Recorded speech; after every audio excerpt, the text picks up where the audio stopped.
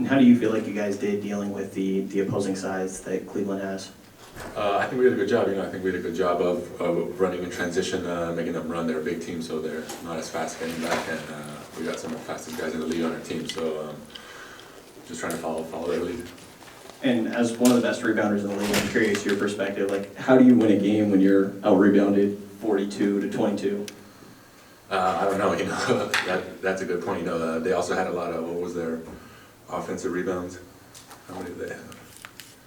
Yeah, they had 12. There was a lot. In a couple possessions, they had 4 or 5 of them. That really hurt us. But we just kept running, playing our game, moving the ball, and getting wide open shots. Chris. Seemed like it was probably your most complete performance as a team throughout the season, and Harrison said there was a focus on details. Are there specific details that stood out to you that lead to a performance like that? Yeah, like I said before, coaches wanted us to attack, touch the paint. They all collapsed. They got a lot of length, and then the goal was to drive and find open shooters, and then especially a run in transition. They're a very tall team, not as fast getting back, so just pushing them and trying to get in their legs.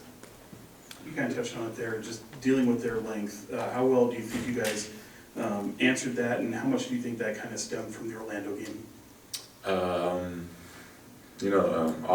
We played our game. I was talking to Karras, and he's like, "Damn, you guys run so fast. Like we're tired out here." So we just kept playing our game. We've been playing at that speed since we started training camp, and some teams are not used to it. And when they come in this building, we gotta do it 48 minutes.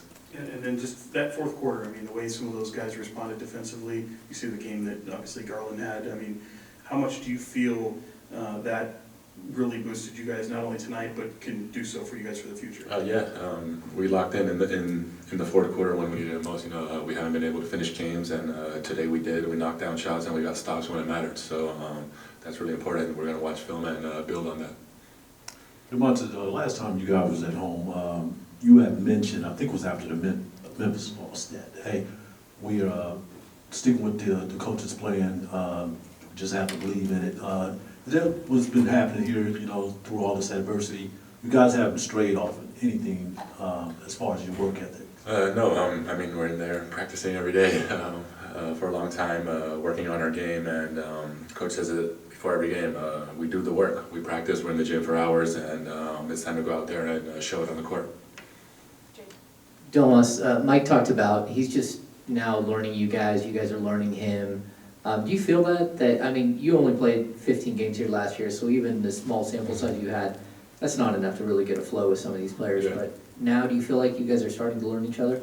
On top of that, even more players during the summer, new players, so the more games we get, the more we get to learn ourselves, the more Mike gets to learn us, and it's only the beginning. We have time to develop this chemistry with the coach too, that he can put us in the right positions to succeed. How would you describe sort of the spark that Malik gives you guys? And it seems like he's doing it on both sides of the floor. He's been amazing.